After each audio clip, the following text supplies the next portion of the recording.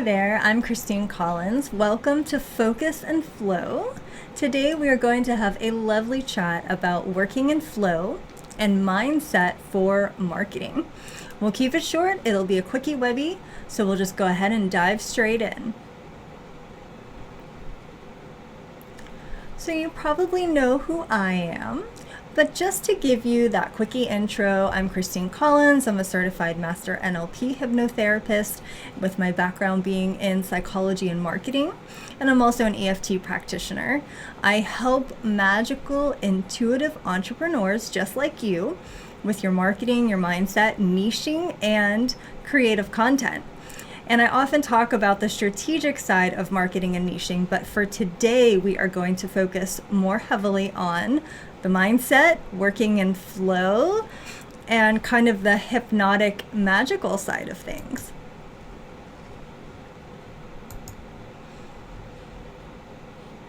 So how do we know when we're not in flow or when we need maybe just a little bit of help? Well, our marketing tasks will start to feel hard. Content feels overwhelming. It can feel boring. I'm sure we can all relate to that a little bit at times where we feel like we're just kind of going through the motions and there's not much cohesiveness between the things that we're setting out to do and the goals that we're actually trying to achieve. It's like we don't have a big picture vision that's guiding us and inspiring us and kind of moving us forward to inform our decisions about what we're focused on and what we should be doing. And as a result of that, our copy doesn't flow with ease. Our content feels like we're just squeezing water from a stone. We're working really hard and not getting very far. You might feel like you're just not able to write things, or they don't feel creative, they don't feel inspired, they just don't feel like they're good. You feel like you're doing things just to get them done, but you don't have that thrill or that sense of excitement and pride in the content that you're producing. Your ideas, they're just not flowing. So those are some key signs that you're just not in flow, and that looking at some of these things we're going to talk about today will be very, very helpful for you. So what do we do? Well, we're going to talk today about working in flow, and the thing about flow is that sometimes we slip into it by accident, but we can get ourselves into flow in a very deliberate, purposeful way. So when we are in flow, the plan is clear, the work that we're doing, it flows with ease, the content is aligned with our strategy, it's aligned with our goals. So those things are matching up and clicking into place. We know where we're going and we know what we need to do to get there. And the copy kind of writes itself. The ideas are just coming in with ease. We're not struggling, we're not straining, things are flowing, and we're also having fun as we go. So our strategy today is to understand how we can more easily tap into flow to maximize our own wiring and our own neuroscience so that we can craft that cutting edge copy and that exciting content, and we can feel inspired and thrilled and happy with the work, and also support our mindset along with all of those lovely practical strategies that we have.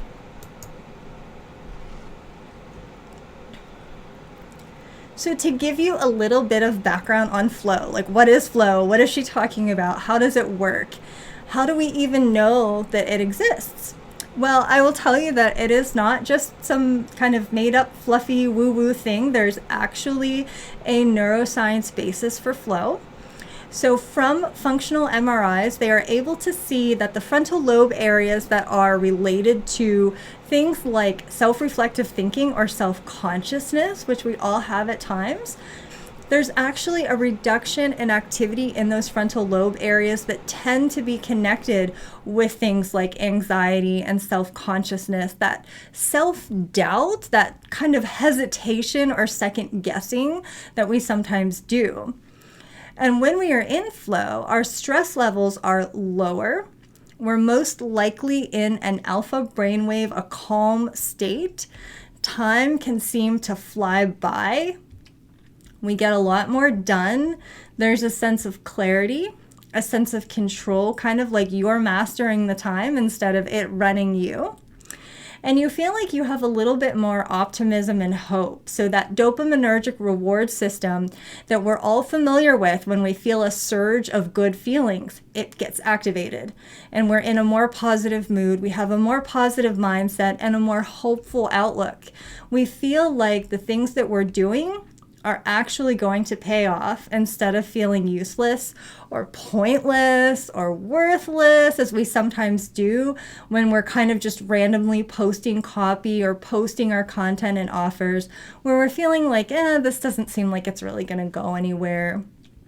We have a sense of optimism that the work we're doing is meaningful, which is very important. We feel energized and motivated, and there can even be a reduced physical discomfort. So if you've ever been in a state of flow where you're working on something, say you're painting or something creative, it's like you may not even notice that your leg kind of hurts because you're sitting on it funny. It's like you're just so caught up in that flow and in that work that you're doing that the little things around you bother you less. Like you don't hear background noises, you don't notice things, they don't annoy you as much because you are so excited and energized by the work that you are doing.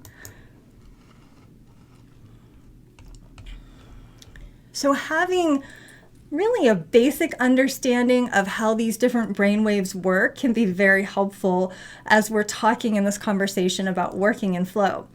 So when you are fully asleep, the brainwave that you're in, it's called the delta wave. It's the most deeply relaxed brainwave state. And one interesting thing, like a fun fact, is that babies during the first year are mostly in the delta state where they sleep a lot. They're in that very deeply relaxed state. And then children are in more of a theta state all the way up to the age of 7, which is really interesting because theta is a hypnotic state. It is a trance state. And it makes sense when you really think about that because they're learning so much.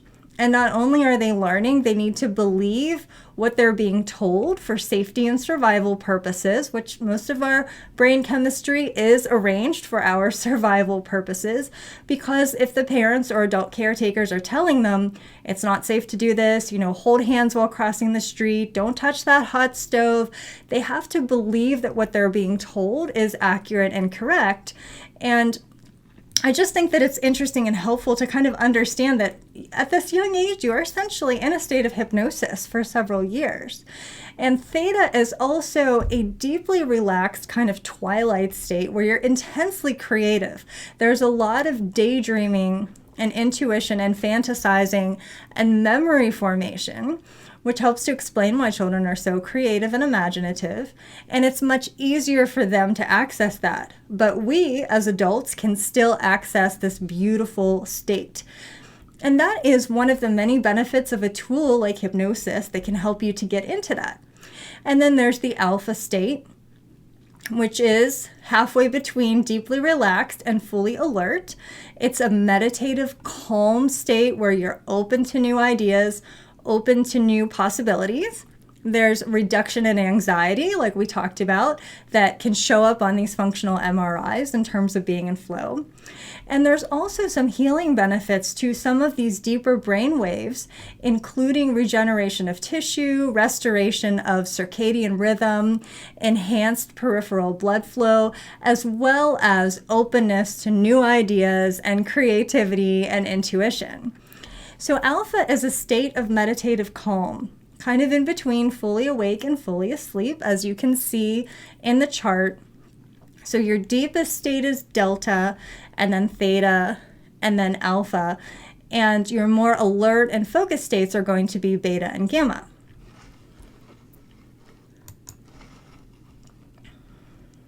So when we're talking about flow, we're mostly looking at that alpha state that's kind of in the middle. And now that we've laid that foundation to understanding what this looks like neuroscientifically, now we can get into more of the, how do we actually get into flow? So I hear you saying, that sounds great. Thanks for letting me know about this. But how do I use this in my marketing? And how do I actually get there? And this notion of a flow state, it may just sound like a lovely fairy tale, but I assure you that it is not. It is very possible for you to tap into that deliberately and intentionally, so that you can have that sense of intrinsic motivation and that hyper focus on the tasks, as well as the excitement and the creativity that goes with it. So let's just identify some activities that bump us into flow. Sometimes this happens accidentally, where we are doing something like having a shower, taking a walk, maybe spending time in nature. And I have a lot of people regularly tell me that they get some of their best ideas in the shower, and they find it really annoying because it's hard to write it down. Or perhaps it happens just as they're falling asleep. People find that when they are relaxed, that is when the ideas start to flow. And when I hear these things, I kind of just smile because it's no surprise to me at all. For me, it's when I'm swimming or doing yoga or sometimes having a massage or something like that. But anytime you're able to get into that space where your skeptical guard dog mind is kind of taking a rest, taking a little bit of a back seat, you're not so hypercritical or hyper worried about things, you're just relaxed, maybe taking a walk in nature, maybe walking your dog or something like that, there's this part of your mind that kind of switches off and allows the more creative side of you to step forward. So those activities can bump us into a flow state. And hypnosis and meditation are also excellent pathways to getting there, as well as things like yoga. Yoga Nidra is a fabulous tool as well. So we have all of these tools at our disposal that can help us to get into a flow state on purpose. And whatever it is for you. You know, it may be a little bit different for everyone, but it's wonderful when we have a tool that's really portable and easy to use, like hypnosis or EFT, and you can find ways to make them even more accessible so that you can access that feeling of flow on your own and on demand.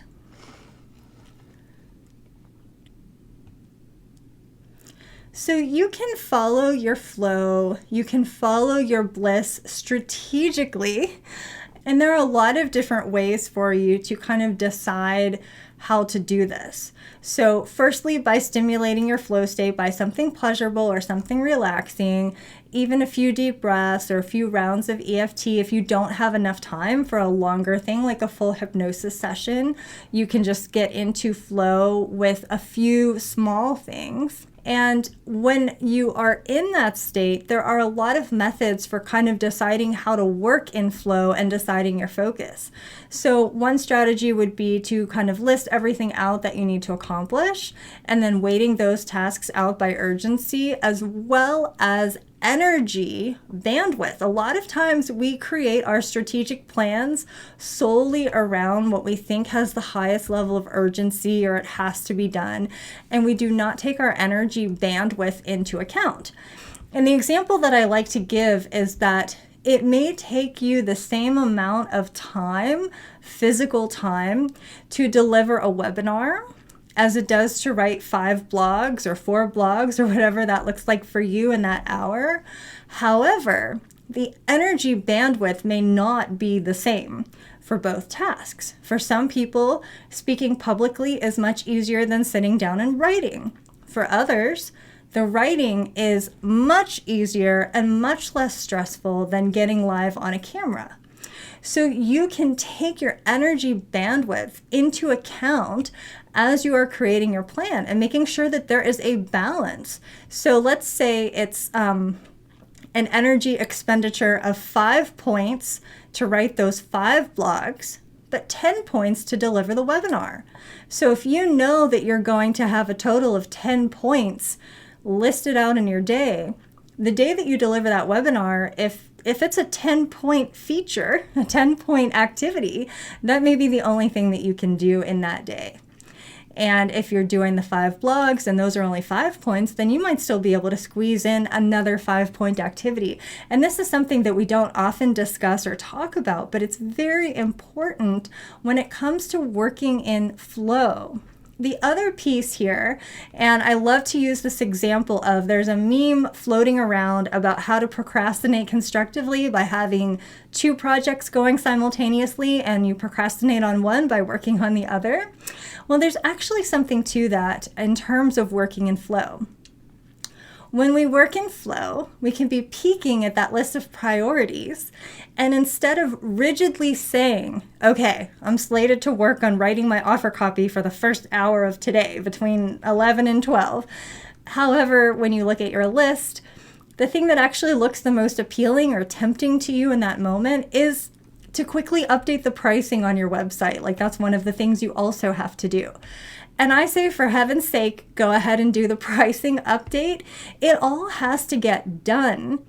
And sometimes a smaller, tastier task helps you to build momentum, helps you to build a sense of accomplishment, getting you into flow, and gives you a little bit of juice, a little bit of a reward feeling to kind of keep moving forward.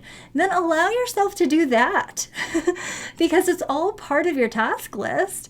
And if it doesn't matter very much which thing happens when, allow yourself the space to have a flexible plan that has space in it in order for you to choose to follow that bliss and choose to follow that moment of flow, because we've already seen with the neuroscience, we get more done when we're happy and relaxed versus stressed.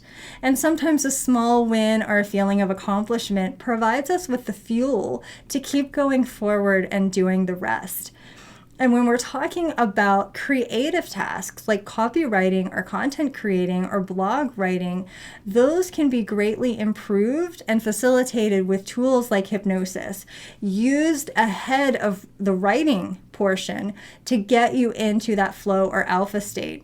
And while I mention this a lot, using the tool of hypnosis with flow in order to write your content and create your copy, it's very helpful to break it down more for you, to show you exactly how we use that, how I use it with clients, how I use it for myself, specifically to create content or to solve problems. So let's get into some super tangible application and figure out some ways that we can actually apply some of these neuroscience things that we've talked through to how we would actually do it on a regular basis. So the thing about using flow is we're essentially tapping into that alpha brainwave state. And one of the very practical applications to use it is to solve a problem. Now, I do this all the time, and I do it with my clients, and sometimes they're pretty amazed at the results. So let's just say that there's something really specific that you're trying to solve in your business. It could be an everyday problem, like something that you need to purchase. It could be something like selecting a content platform or even a business mentor. Or it could be a hurdle that you're trying to overcome with something you're trying to create or something that you're trying to do in your business, but you haven't been able to solve it for yourself.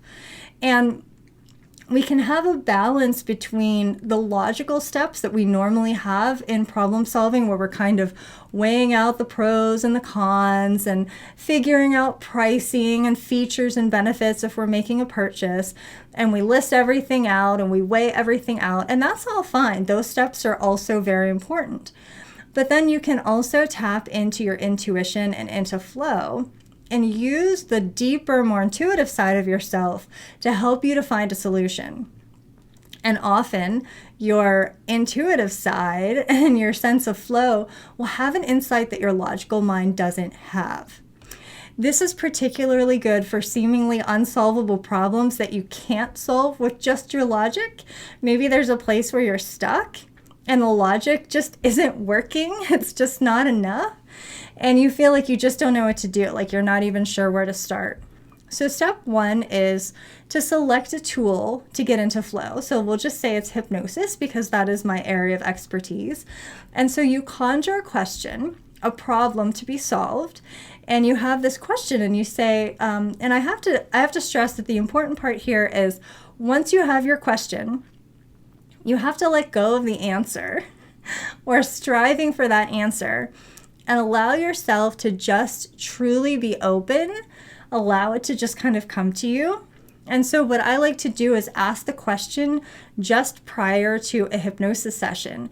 You can also do this before bed, by the way, and ask your subconscious mind to kind of work on it for you while you're sleeping or in the background. Your subconscious mind loves answering questions. So you go into your hypnosis session with a specific something in mind, and you're holding it very lightly, like you would hold a butterfly. So if you think about how you would hold a butterfly very carefully in your hands, not grasping it or clutching at it or squishing it, you have to watch its wings, you have to be very gentle and kind of cradling that question and not grasping at it or grasping for the answer, because we're not attempting to use our logical mind here to solve it. And then you go into your hypnosis session, so you turn on your audio. You can select a topic that's related to your subject or not. It's totally up to you. And then begin to step into that luxurious feeling of relaxation, just relaxing and releasing that question, releasing that answer, allowing yourself to just get down into that mode of relaxation. And more often than not, I have found, as have many of my clients, that you will emerge from that session or that relaxation time with something, whether it's a full-on solution that's very clear and direct, or it might be a little bit more subtle, where it's kind of like, here's where you get started. It's like the next step forward. Like, here's your red dot, here's where you begin, and then you start to follow the journey from there. But it gives you a starting point that you didn't have before. It might give you a little nudge to, oh, I forgot to check this one website, or I forgot to look at this one piece of information. I can't believe I didn't think of that. And when you emerge from that session, you want to write down anything that came to you, either during the hypnosis or when you're emerging from it, anything at all. It doesn't matter how small or trivial it is, what you're getting there. Particularly, you want to note down if you get like an action item, something to look at, to do, to check out, or a person that you want to talk to. And I will tell you that sometimes the very first step, it doesn't look like it's a direct answer to the question. It may be that you're asking a question about finding that perfect content platform or something, and the nudge that comes to you is like, walk the dog or call a friend. And your intuition is guiding you. You just have to trust it. It is the first step, and it's going to lead you closer, a step or two closer towards finding the answer. Other times it might be crystal clear and a very direct response to your question of exactly what to do. But you have to trust the path, that following that path is going to lead you ultimately to an answer that you're seeking. And while I can't tell you precisely how your intuition and your subconscious will guide you, I can tell you that there's nothing that your subconscious loves more than a juicy question. And when we ask questions, our subconscious immediately goes to work to try to find an answer to that question, which is why I try to never ask questions like, what could go wrong? Or how could things get any worse? And that sort of thing. It's much better that if something is crappy that's going on, try to switch over to how could this get a little bit better? Or how could this already be on its way to being better soon? Because then that special agent, that subconscious, is already going to be hard at work answering the question that you've asked. So it's really important that you ask good questions, questions that will lead you to the answers that you are wanting. And you can use the alpha state and the flow state to present that question or problem, using that opportunity to get deeply relaxed in hypnosis or meditation, and ensuring that you hold that question and answer lightly without using your logical mind to solve it. Okay, number 2, you can also use what I call hypnotic visualization to visualize for content creation or to create marketing results, or really any other kind of outcome that you are looking for. And instead of going in with a question, you're going in with a quest. So say you would like to create something that you would like to have happen for yourself in the future, and you are visualizing what it looks like for you or feels like for you. It could be the results of a launch or a marketing strategy. It could be something in your personal life. It doesn't have to be a concrete goal, like earning a certain dollar amount. It can be, but it can be as vague or specific as you would like. And whatever it is that you're creating in your mind, you want to be able to incorporate sensory details. Now, this is a moment where I feel it's really important to talk about what sensory details are in the context of visualization, because I hear sometimes people will say to me, I can't visualize. And what they mean is they're not able to get visual images, because we are all constructed differently. Some of us are very visual and we can clearly see images and visual depictions of things. For other people, it may actually be a scent or a sound.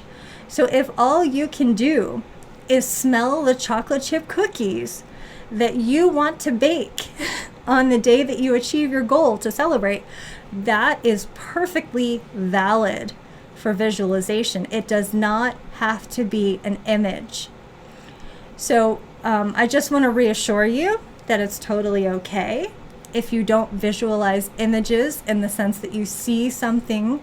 For some of us, it's textures. You might be able to feel something, or to place yourself in a scenario where you can envision a cool breeze on your skin, or listening to a particular song. Maybe it's like your happy song, like the Get Happy song, after you've achieved something that you're really wanting to achieve. Any sensory detail is relevant for hypnotic visualization, and it is a very cool, effective neuroscience trick. And we can do what we call pre-creating a memory.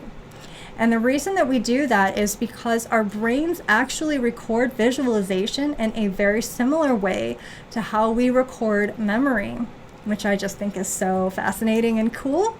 And so when you are recording that visualization in your mind, your brain is categorizing it as something that's actually happened. And because it's getting recorded in that way, it's much easier to then recreate it in lived reality in the future. So you know how, like, if you do something once, it's a lot easier to do it again the second time, because you have that, muscle memory, you know how to do it, like riding a bike, even earning a certain dollar amount. It's easier to make that happen a second time because, first of all, you can, you have the belief. And the reason that you can is because you've already done it. It's kind of like that Harry Potter moment. You're recording this thing in your imagination, but your brain is actually thinking that it's really happening. And so when you go to actually bring it into reality, it's much easier than to do it in real life. And that is the power of visualization. It's not woo at all. It is very much based in our neuroscience. And I will sometimes use hypnosis sessions for that purpose, that hypnotic visualization, kind of like a guided journey to create the vision of what you want to have happen, being as detailed as possible with sensory details, the sight, the sound, the scent, the touch, and perhaps most importantly, a piece that often gets overlooked with visualization is the emotional outcome. And that one, in my opinion, is the most important. I think it's even more important than the result itself.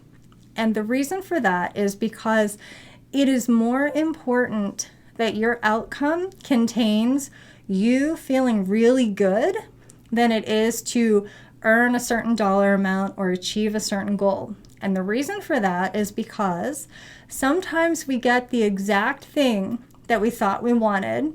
You might say, for example, I want my husband to buy me flowers, right? But you're visualizing that as being a happy moment. So you don't want him to buy you flowers because he did something stupid and made you mad, and now he's going to get you flowers. You want it to happen because he was being thoughtful and the experience is positive and joyful. You want to add that emotional outcome of joy, satisfaction, excitement, feeling thrilled. You don't want to come into money because something bad happened. You want it to be high vibe. You want to know that whatever it is that you're trying to create, it's an enjoyable experience. And you don't want it to be a result of something negative or unpleasant happening along the way, because you might get to that moment, that outcome, and recognize, oh yeah, this is the outcome that I wanted, but I don't feel good about it at all. I'm feeling guilty because of how it went down, or some aspect of it that didn't feel good. So always focus on the high vibe outcome, especially with money, and focus on how you want to feel when the outcome arrives. And there's also some longer hypnotic visualization processes I won't get into as much in depth today, but you can do visualizations with future you. There's a part of you in the future that has already accomplished this and knows exactly how you did it and how you overcame the hurdles. And that future you knows how you got there, knows the steps that you took. And you can visualize a conversation with that future version of yourself to help you to get answers on some things. Okay, our third application for using a flow state with hypnosis is to create content. And I do this all of the time. I use it with clients, and this is how I create the majority of my content and my copy. So I'll start with having an idea in mind. So let's just say that, tomorrow is market day, or let's say that you are wanting to promote your program, your course, your one-on-one VIP service, and you can begin with just asking yourself the question, like, how do I want to go about this today? Or what might be a really captivating and effective piece of copy? What might be a really captivating approach? And go in just being as open as you possibly can. And like we already said, your subconscious is always working in the background to answer the question that's been posed or to find a way to make it happen. And it's really important that you don't shoot down any ideas when you're doing this. You want to take the approach that there are no wrong ideas, allowing yourself to even come up with some really silly ones that you're not going to use. Let that be okay, because we're playing.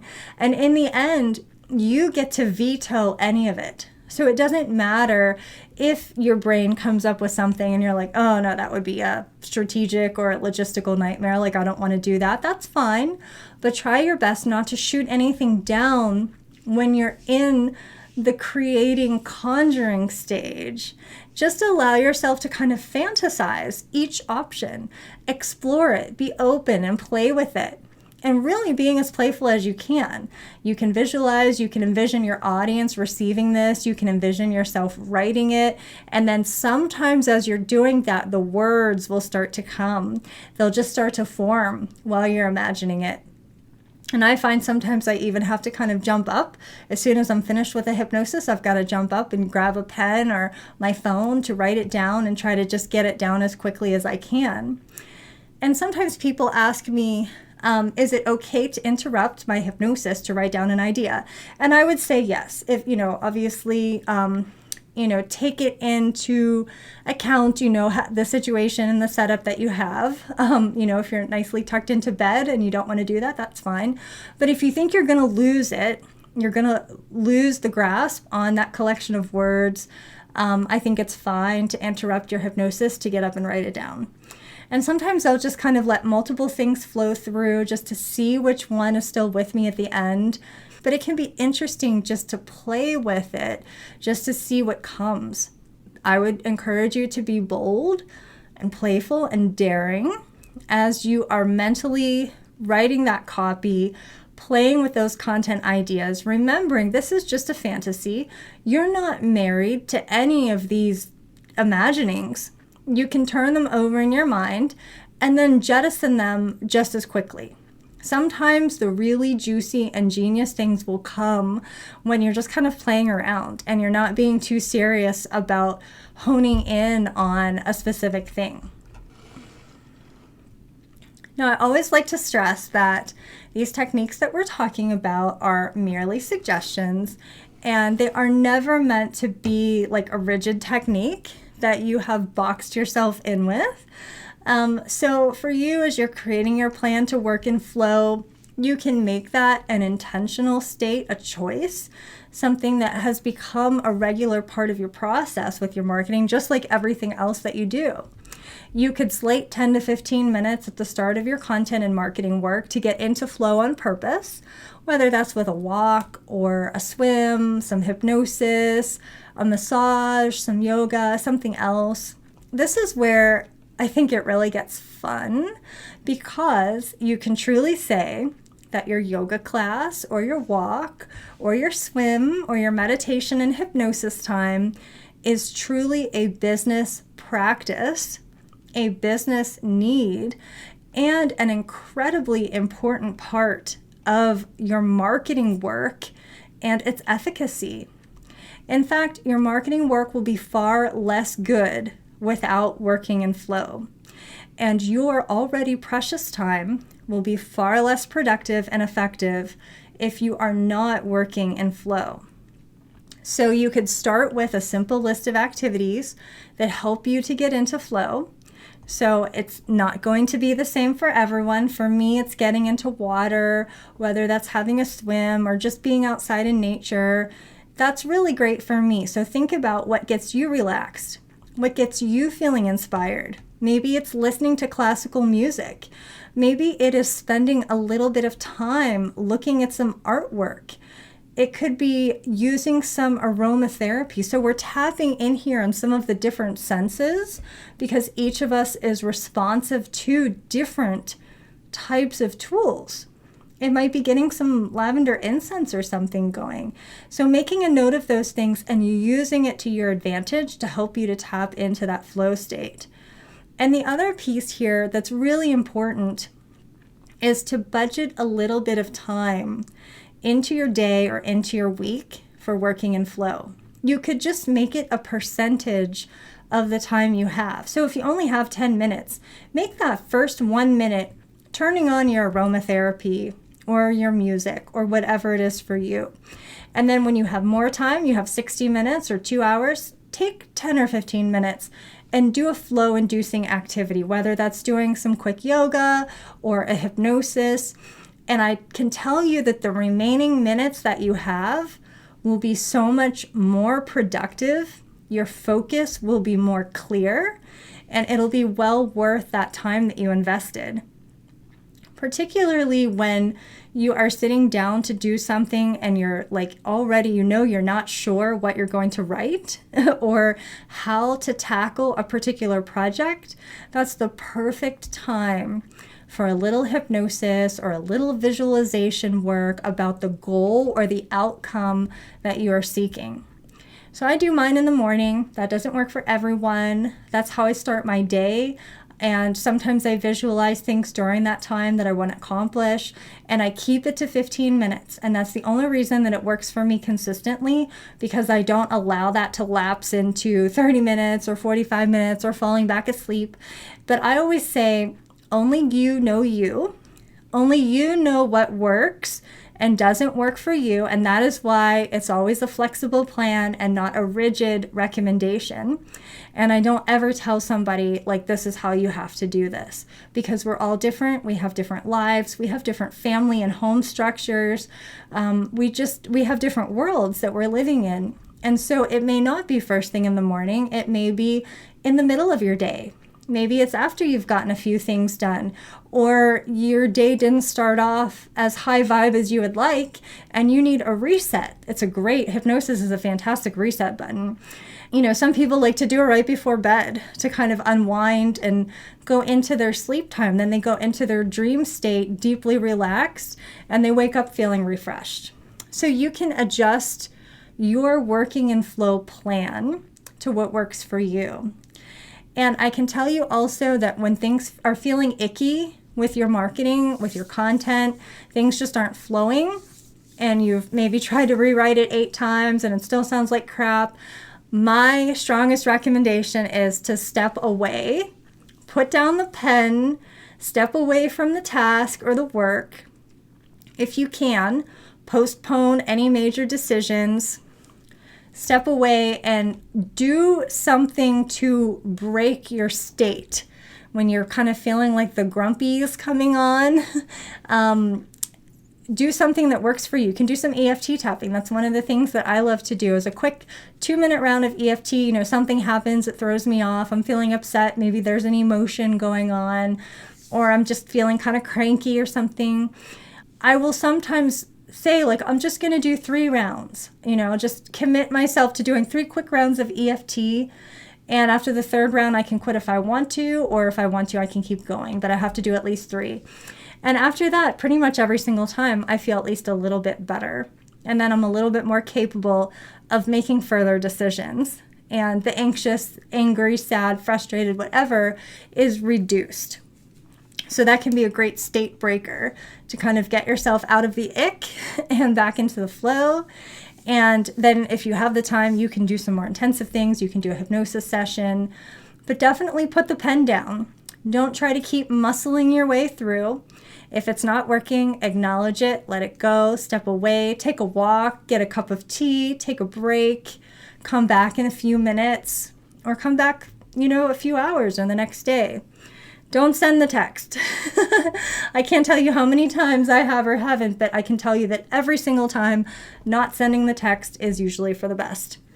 Okay, so here is a fun little checklist. This is everything that we just talked about. It's all summarized nicely for you here. So noticing which activities bring on a flow state for you: walking, swimming, hypnosis, meditation. Noticing the early signs of the grumps, like we were just talking about, when your tasks are feeling hard or misaligned or boring. If you're just kind of going through the motions and you're not getting anywhere, step away, break the state, allow yourself to feel the feelings, and then make sure that you have mindset tools that are handy, portable, easy to access. EFT, extremely handy. All you need is your hands and your face. And with hypnosis, obviously, I have designed hypnosis audios to be very handy, and they're only around 15 minutes, so you can have like a quick little mini sesh of that. If you're already a part of the Hypnopothecary, you know that there are even little 6-minute quickies in there. They're not hypnosis, but they're little meditations. You can just kind of decide, you know, how you're going to manage that for yourself. I like to call it mindset on demand. It doesn't require you to book in an appointment. You can grab what you need, you can take what you need, and then move on with your day. Also, taking note of your best ideas when they come. I am pretty well known for talking to Siri to send myself a text when I'm doing other tasks, because if there's an idea in my head, I don't want to lose it. So I'm going to send myself a text with that information. And I'm also known to keep a little notebook near me most of the time, if not my phone. I also sometimes keep a notes app on my phone to jot down like specific wording or a flash of inspiration or a collection of words. Try to capture it in the moment. I would say don't trust your memory to remember it. I can't tell you how many times I've had something incredible, like a really great opening line or something, and I was sure that I would remember it as soon as I was finished with washing the dishes or whatever it was. But I'm over 40 now and it's not happening. So definitely write it down in the moment as much as you possibly can, and have like an idea spot where you keep little ideas, whether it's a notebook or a notes app or something, to stash your best ideas. Now, if this idea of working in flow and everything we've been talking about today has got you thinking, maybe I need a little bit more support to be able to work in flow, to be able to more effectively write my copy, write the content, and also staying motivated and inspired, then I have a great little handheld companion for all of the strategy that we talk about really often. So we're, a lot of times we're looking at like effective marketing and how to write really good copy and captivate your audience's attention. And all of that is very important. but without the powerhouse in it, without that underlying motivation and inspiration, it's not just knowing the how to do things, it's feeling invigorated to get them done. And when we are inspired and working in flow, those things are coming with ease. And the time that we're working is way more effective. We're getting more done in 30 minutes of flow than in 3 hours of yuck. And I'm sure you've probably experienced that somewhere along the way, but you can create your flow on purpose. So the handheld tool that I have for you today, it is designed exclusively for magical marketers who are interested in staying inspired and working in flow with marketing work. It's a collection of 6 highly focused hypnosis audios that were custom specified for magical marketers to focus on the topics that frequently come up in your marketing work. They're 12 minutes each, nice and easy to fit that into your day. And the 6 topics are energized, to boost your motivation. Then we have write copy, which is one of my favorites, getting inspired, getting it onto the page, also making the plan so that you know where you are going, and taking focused action. We also want to have a success mindset, which is really important and critical to any result. And then the money in, bring it home. So I've designed these to be a little bit different. So if you're familiar with my hypnosis work, these are a little bit different. They are created to get you going, to get you energized and pumped.